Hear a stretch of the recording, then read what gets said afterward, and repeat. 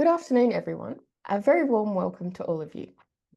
I'm Dr. Emma Wensing, Diversity and Inclusion Manager here at the Australian Academy of Technological Sciences and Engineering, also known as ATSE. I'd like to begin by acknowledging the traditional owners of the lands from where I am joining you from today, the Ngunnawal people, and pay my respects to their elders past and present.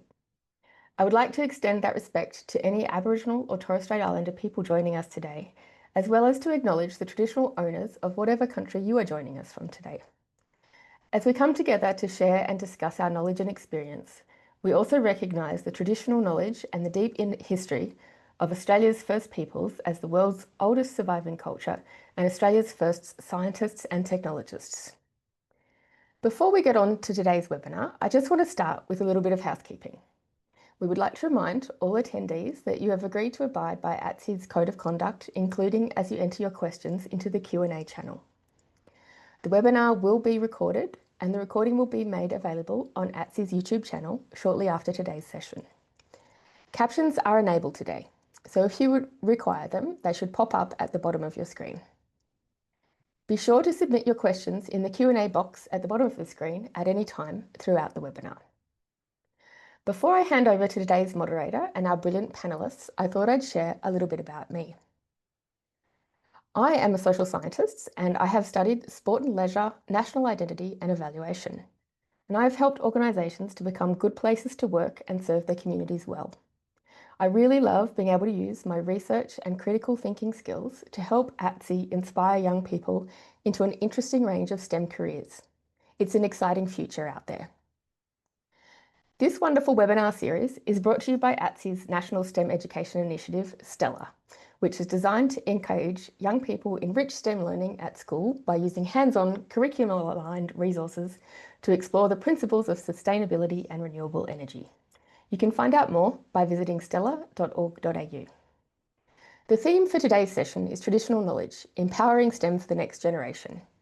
It's an exciting chance for us to honour this year's NAIDOC Week theme, the next generation, strength, vision and legacy, and celebrate how traditional knowledge in STEM is empowered by the strength of young Indigenous leaders, the vision of Indigenous communities, and the legacy of elders. With that, it is now my absolute pleasure to introduce you to our first speaker and ATSE Fellow, Professor Alex Brown. Professor Alex Brown is a trailblazing Indigenous medical doctor and genomics researcher.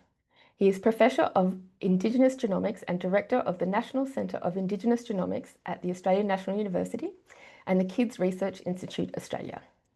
He provides scientific and operational leadership with the Australian Alliance for Indigenous Genomics, a national network established to ensure that Indigenous peoples are at the forefront of genomics efforts nationally and internationally. His research achievements span diverse fields, from genomic medicine to epidemiology to health services, with a focus on empowering Indigenous Australians, identifying and overcoming health disparities, and addressing chronic disease in vulnerable communities. The programs he leads have actively grown the next generation of Indigenous researchers. He was the first Indigenous scientist appointed to the board of CSIRO and has made significant and wide-ranging contributions to national policy in Indigenous health. From the Yuin Nation, he has family connections to the far south coast of New South Wales. Alex, thank you so much for joining us today. Well, thank you so much, Emma, for that I'm probably well and truly overdone introduction, but I'm very grateful for it. My name's Alex Brown. It's a great privilege and pleasure to be here with you all. I'd like to welcome all of the students and educators and members of the community that are joining us today, but a particular call out to all you young folk who are interested in or considering a career in science and STEM-related disciplines. This is all about you guys, and we're very, very keen to hopefully help in some way inspire you to a pathway that leads to a fruitful and fulfilling career in science like that we've pursued ourselves. I'm coming to you from my home country, Wadi Wadi and Yuin country. I'm based here in Wollongong today, but normally I work out of Adelaide on Kaurna country. I'd certainly like to acknowledge the custodians of the land here, but also pay my respects to the unceded lands of Aboriginal and Torres Strait Islander people right across the nation from where you're all calling in from. It is great today to reflect on and acknowledge the importance of the celebration that is NAIDOC.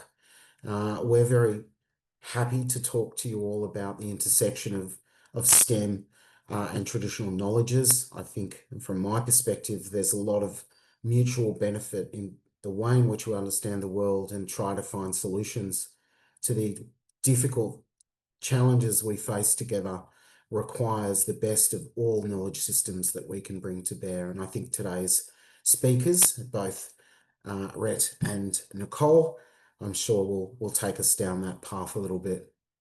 I'm very excited to be here. I'm new to the Academy, I have to say, but it was a great privilege to note that I've been accepted amongst the ranks. And certainly I hope that my experience and my work working with Indigenous knowledge systems can help to improve our understanding of health and well-being for all Australians and for people across the globe. If I was to think about how I got into science, it's a fairly complicated pathway. I'm sure we'll hear from both Rhett Loban and from Nicole Boyd about their stories. Mine was initially a very strong focus on becoming a naval architect. I was going to do mechanical engineering and specialize in building boats. But my big sister got into my ear. She had always wanted to be a doctor, and she was older than me and had been at medical school, started medical school at Newcastle. And I used to go up in the holidays, my school holidays, and join in on her lectures quietly in a corner. And then when the chance came to decide what I wanted to do after year 12, my sister said, "Oh, you should just try and have a crack at medicine," which I did. And as they say, the rest is history. Initially, I worked in hospitals on the central coast of New South Wales after my training, but then had the chance to travel overseas and study a Masters of Public Health. And that was probably the most important changing point in my career.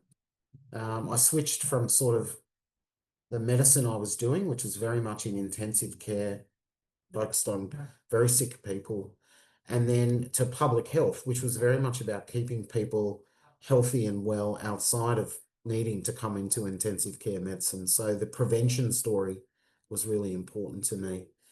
I then returned from overseas and ended up in Alice Springs, which was probably the most important education period of my STEM career.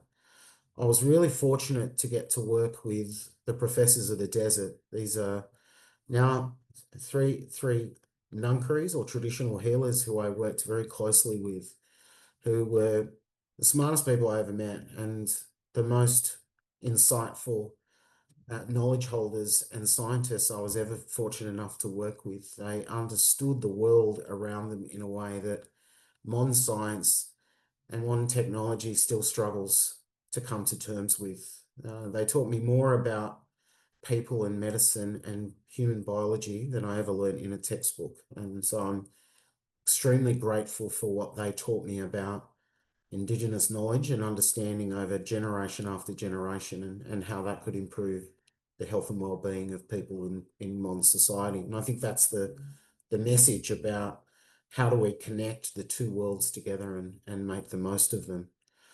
And I've just put a little tiny cartoon in the top of the slide here. And it's really an ironic and it's quite uncomfortable cartoon, to be perfectly honest. Ask me anything about this land. Oh yeah, where are you going to live? And this always was a painful cartoon for me because we have at our fingertips the most deeply rooted knowledge systems that if we were only respectful and quiet enough to listen, we will be gifted the most amazing understanding of the world around us. And that's what Indigenous Australia offers our country and the pursuit of science, and also the important work that can be done to make all of our lives better and how we can look after country in a way that mainstream modern societies can't really grasp. So if I was to think about my career in research, in biomedical research, I would have to say that this pathway of finding insight from two worlds was the making of my career and the work that I do. And without these traditional healers and all of the senior Aboriginal people I worked with in places like Central Australia, I'd be half of the academic and a quarter of the scientist that I am today. So to them, I'm very grateful, and I didn't get to thank them anywhere near as much as I should have.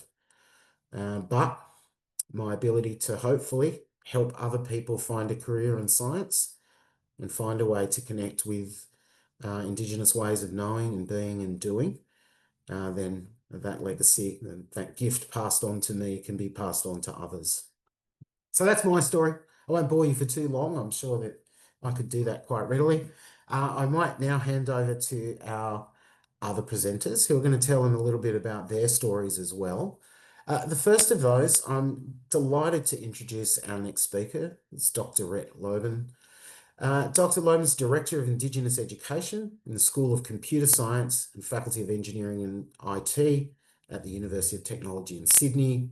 His research and educational work is really at the intersection of interactive, immersive technology, culture, and activity-centered learning and pedagogy. He seeks to promote positive and strength-based representation of Indigenous Australians, both to the public and also the international community through his work. And Rhett, thank you so much for joining us. It's a great pleasure to meet you online and hopefully hear a little bit about your journey in science. Thank you. Thanks for the introduction, Alex. And yeah, it was a lovely story as well.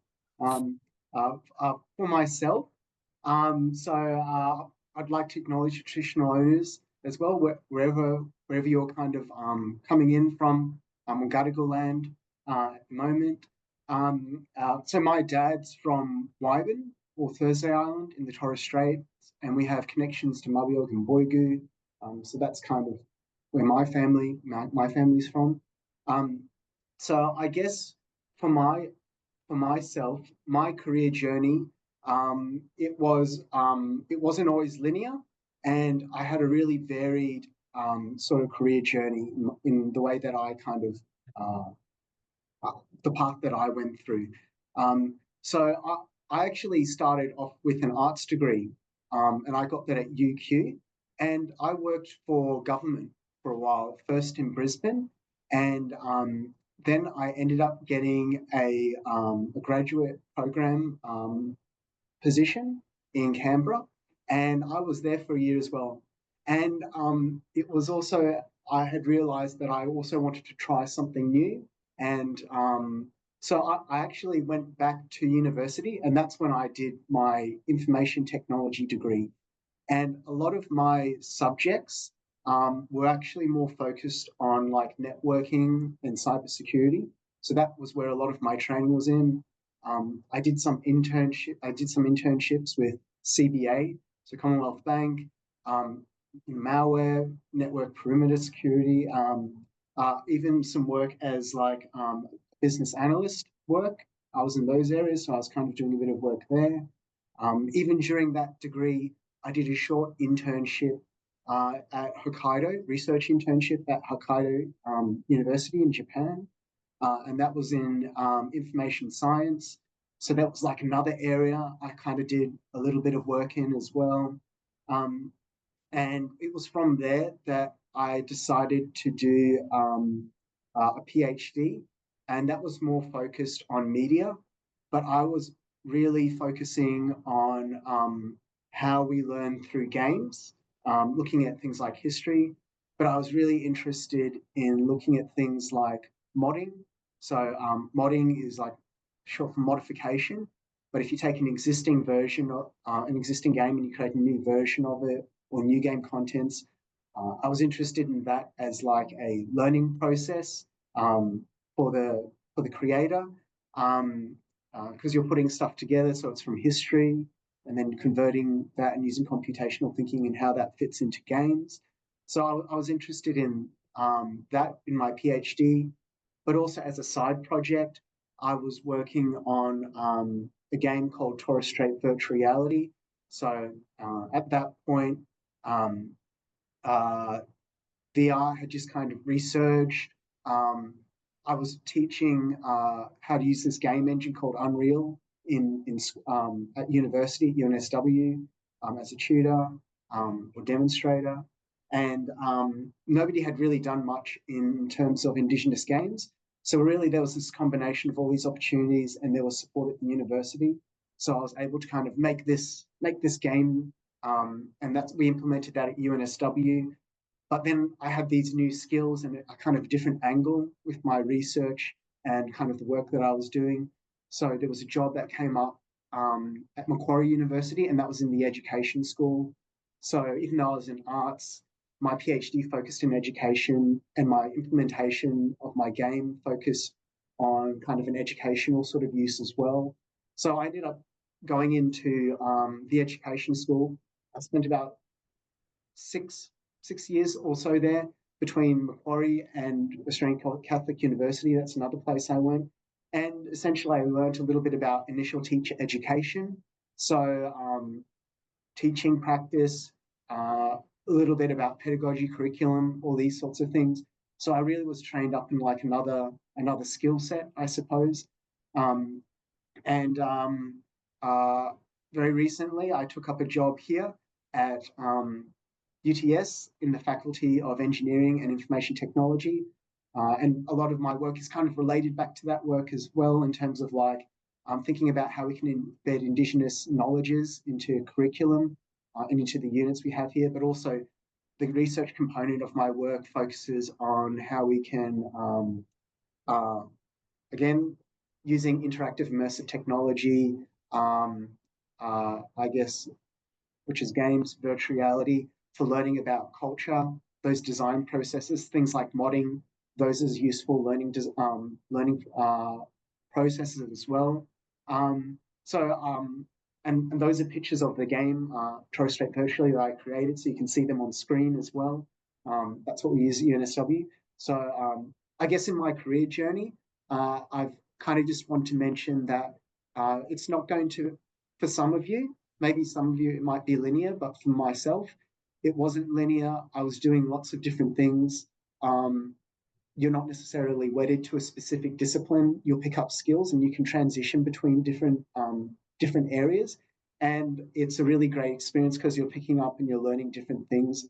And I'm doing something I really enjoy now. So yeah, that's my learning journey. And that's kind of the message that I want to send, is that you're all going to have different learning journeys, and they might be in very different areas. And I didn't think I would necessarily end up here where I am, or not at least like 10, 15 years ago. So yeah, thank you. Well, thanks very much for that, Rhett, and for that story. There's a few questions I really wanted to get out of me, but it's really not about me. So we'll get to that maybe a little later. And now it gives me great privilege and pleasure to introduce Nicole, who's going to tell us a little bit about herself and her work.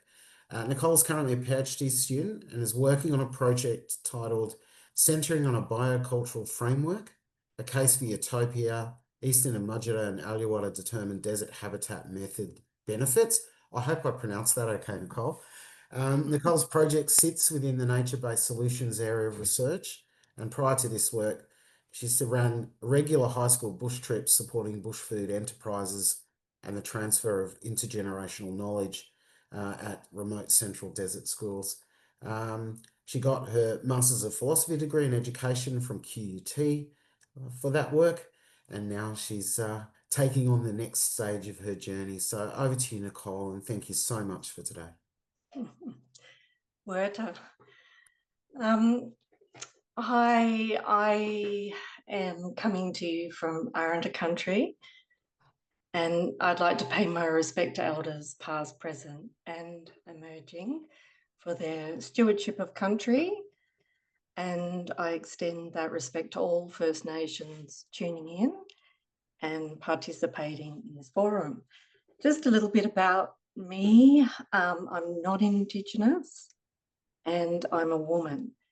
And those two things are the lens that I bring to STEM education and also to nature-based economies. I'm originally from Naarm, but I have put together this slide And it doesn't really tell about, you know, the cyclical nature of my journey. So like Rhett, mine hasn't been linear. I actually started in genetics and worked then in zoology and later moved to education. I sort of denied that I was naturally a teacher. I went, no, I'm not a teacher. But through teaching, I encourage everyone to think about it as an option because you're just continuously learning. And for me, science was my first passion, but maths became my passion as well. And I never expected that.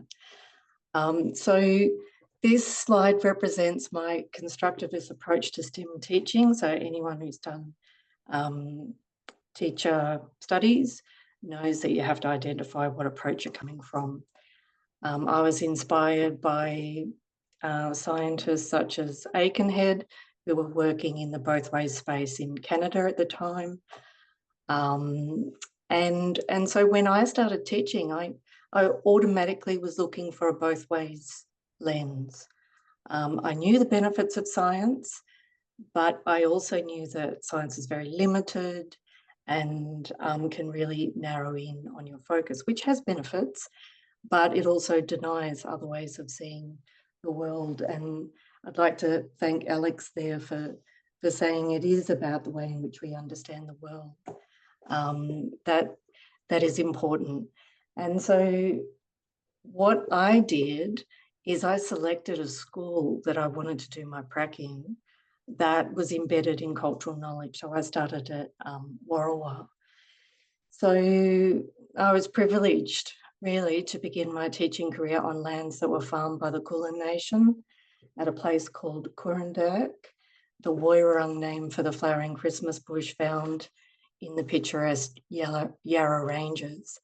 Ani Lois Pila welcomed me as a staff member back in 2010 after having a career in science.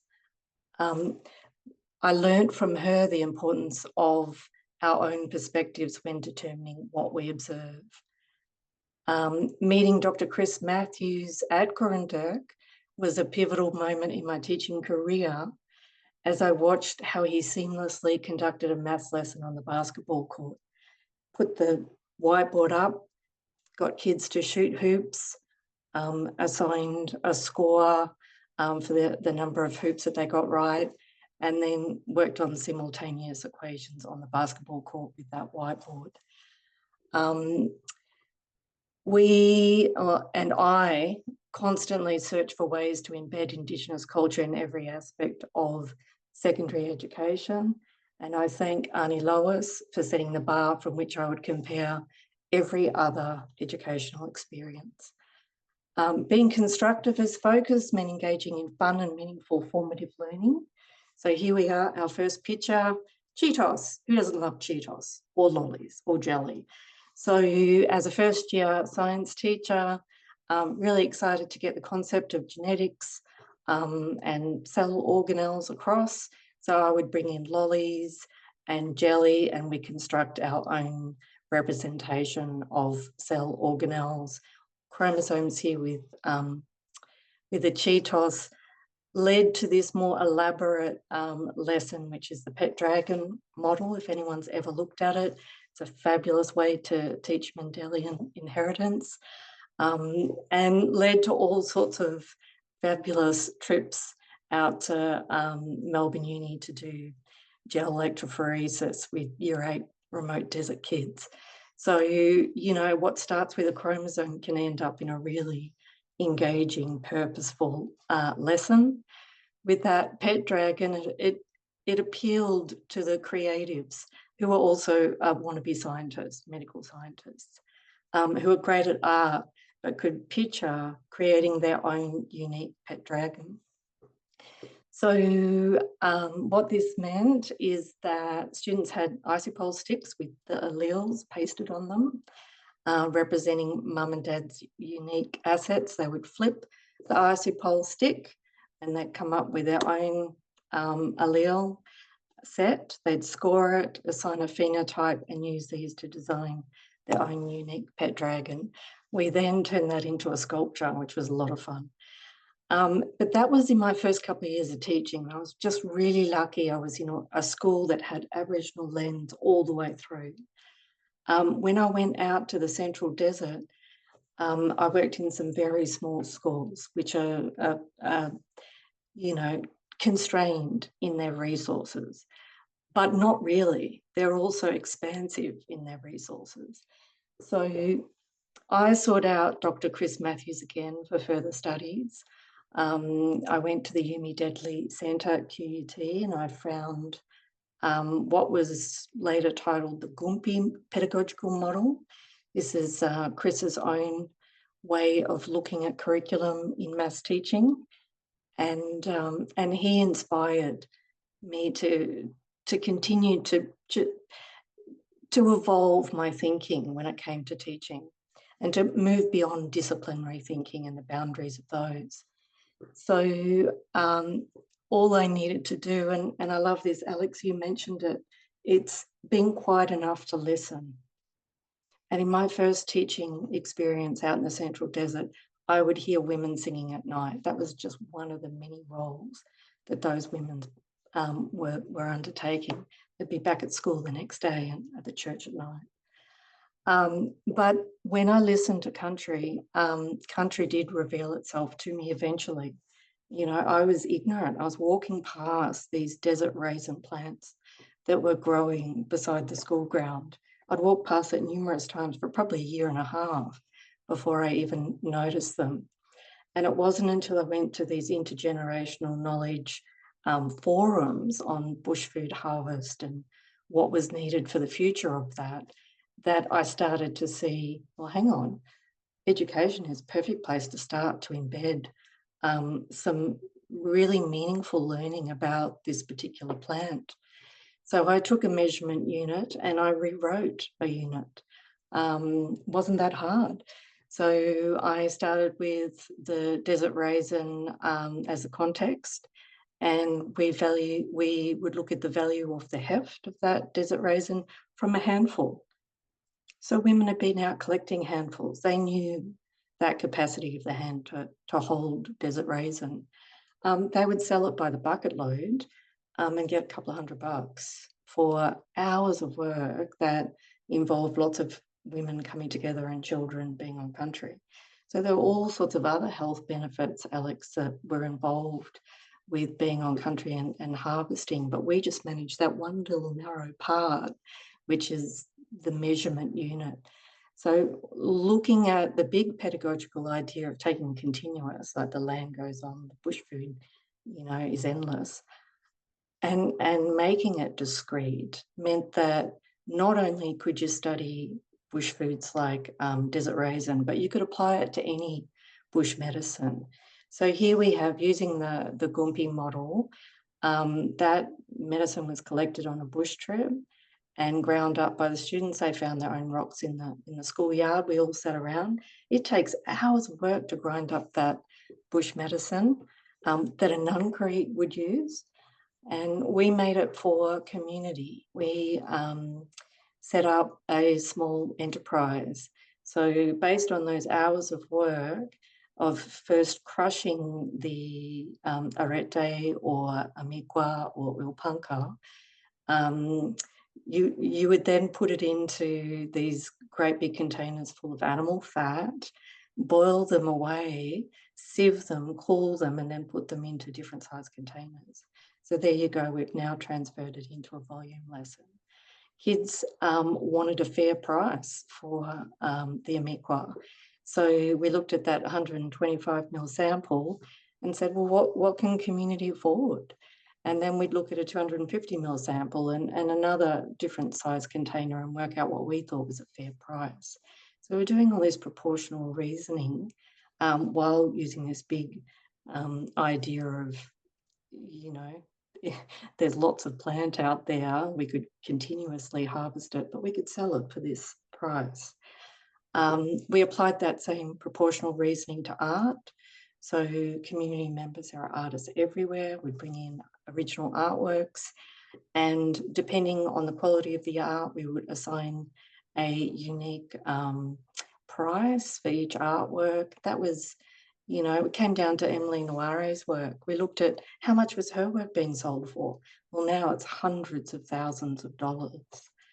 So we could look at what's the price per centimetre square on a canvas for her work, and let's look at descendants of her work and their art, and what is it selling for?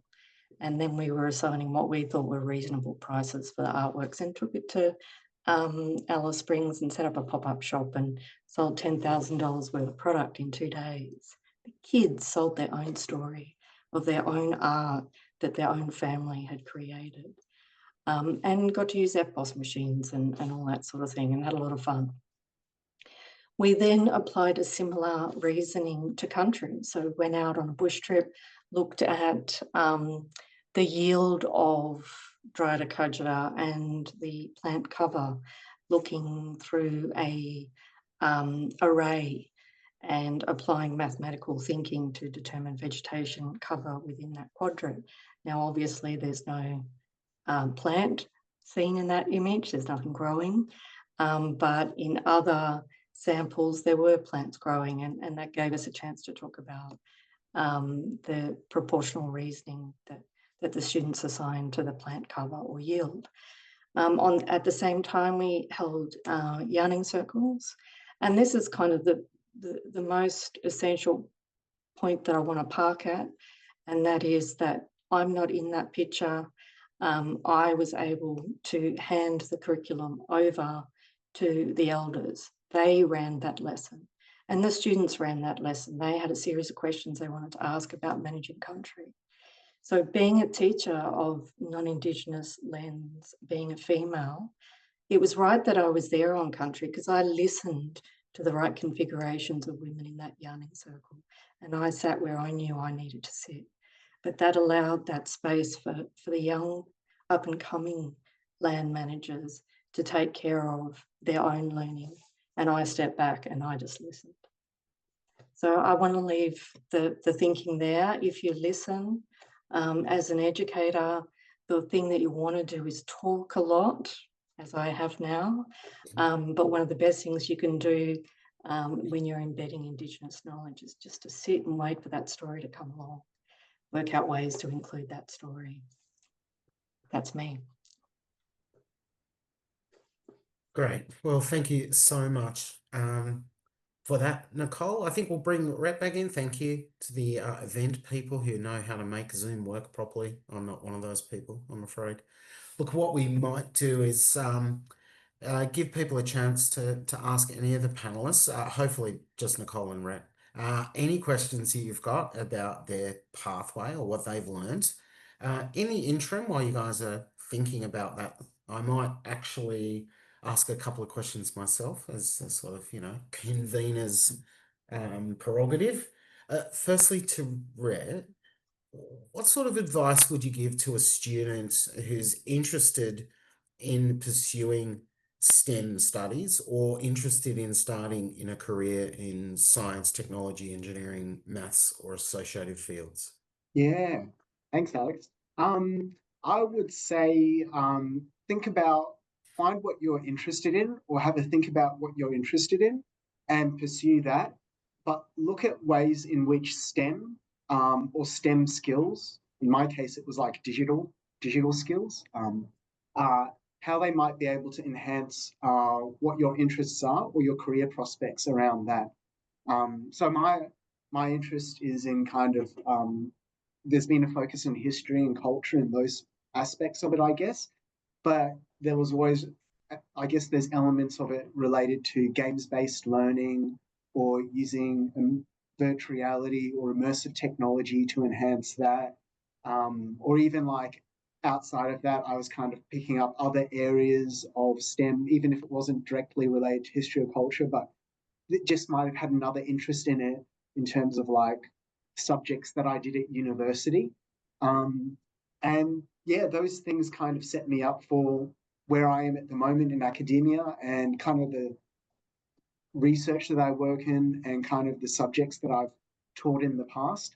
So I would say think about what you're interested in and see how STEM skills can enhance your career prospects or enhance what you do to follow the path that you want to, or there might be avenues in STEM that you might not have otherwise considered, but you can they align with your interests. So that would probably be my advice. Know what your interests are and what you want to do, and see how STEM can overlap with that or enhance what you want to do.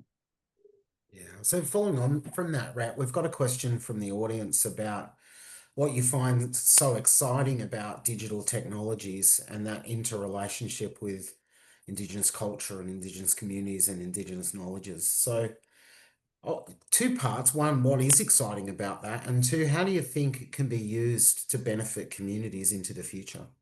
Yeah. So I've been raised I guess when I was small, I played a lot of games, and I felt I learned a lot through playing games.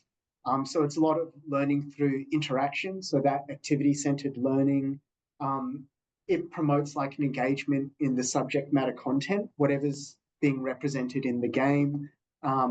VR is like another step or another element of that, because you're immersed in context.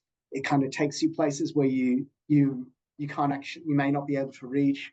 It could be in the past. It could be, in my case, I created around Torres Strait virtual reality, so in the Torres Straits, so remote communities.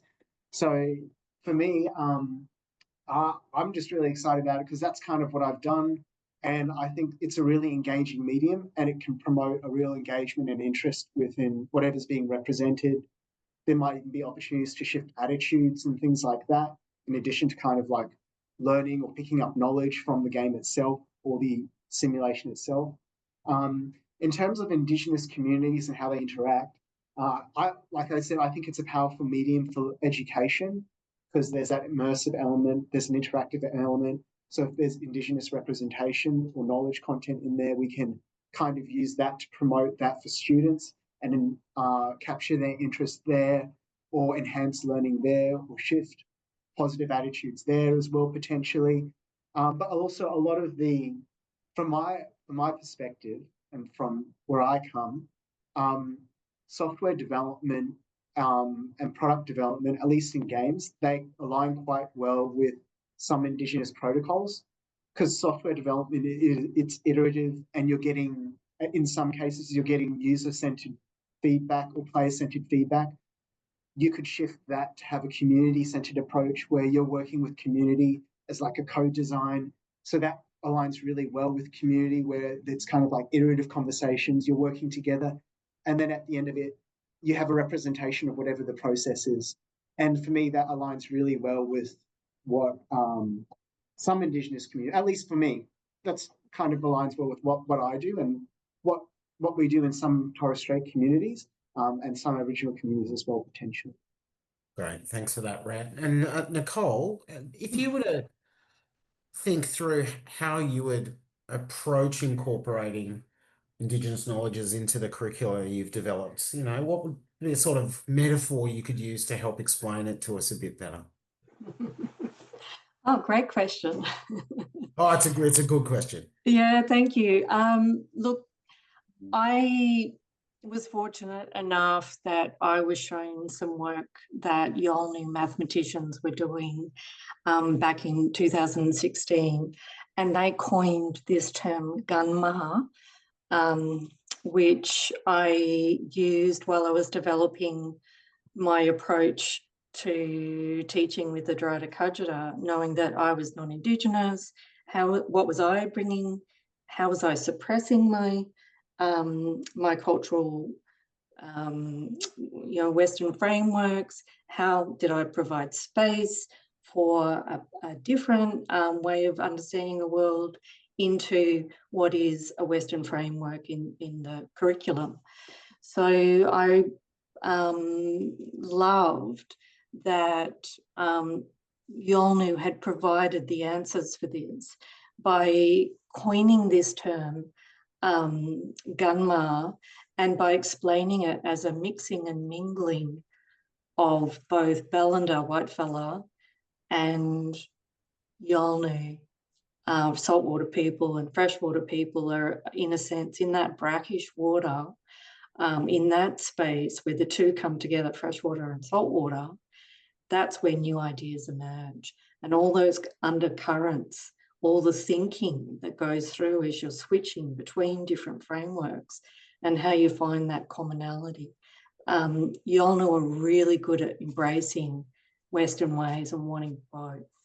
And so by having that in the back of my mind, I was imagining that I was creating this intercultural space. Every day I would sit next to an assistant teacher and her daughter and granddaughters. And we were relating to each other differently. We were teaching indices in maths. And one day the students turned around and said, "She teaches it better than you." Because if I would teach her, then she could use language and cultural expression to teach. I was limited by just my white fellow ways. So using that metaphor, it helped me to, one, realize that there's value in those freshwater ways, and two, that when they come together, that they are even better. So rather than suppressing my Western framework and my identity, I was looking at ways in which, wasn't going to be too bossy. I was going to allow someone else to boss me around, tell me how to be on country, Very good. Thanks for that, Nicole. This is a follow-up. Yeah. Do you have any examples or of activities that you can do in classrooms to help to connect kids to science, including from the perspective of country? Yeah, I think if I go back to when I first started, and I use maths as an example, we would say, rather than saying it's one or the other, a Western or an Indigenous way of seeing maths, we just say maths is everywhere. And that way you could go out and look at a bridge or look at birds or a tree or a totem pole or a piece of art and interpret the maths within that and the story within that. So if you're not limited by maths is a person up at a whiteboard who, has a piece of chalk or a text or a slideshow, if you're not limited by that as maths, then you can see that maths is the women sitting in a circle and the men sitting in a circle, that is what pedagogy looks like. Great, thanks for that. Look, we've got a couple more questions that came from the floor. We probably have run out of time, but I might ask that you pass on those questions through to the ATSE team, and very happy to provide any offline commentary or support that we can for those questions, because I do acknowledge them, they are important, and I just wish we'd have a little more time to get into those, but very happy to speak offline as best we can. So please pass them through to the Academy staff, particularly Emma and her team, and they can get it to us and we can have another crack at those. Look, we have run out of time. We're a minute to go. Thank you all so much for joining in. I might hand over to Emma to close us out and get you all on to the rest of your day. Thank you very much. Thanks so much, Alex, for your time and the amazing contributions to today's session, as well as those from Rhett and Nicole. It was so inspiring to hear your career journeys and to learn about the importance of recognising and embedding traditional knowledge into modern STEM practices. Thank you also to all of you in classrooms and offices who have joined us today. We hope that you have something to take away from this session that has left you with a better idea of how traditional knowledge is being used to help empower you, the next generation of STEM professionals. Please join us for our next Shape Your Future on September 18, where we'll be exploring careers to future-proof the planet. Thank you for joining us, and see you next time.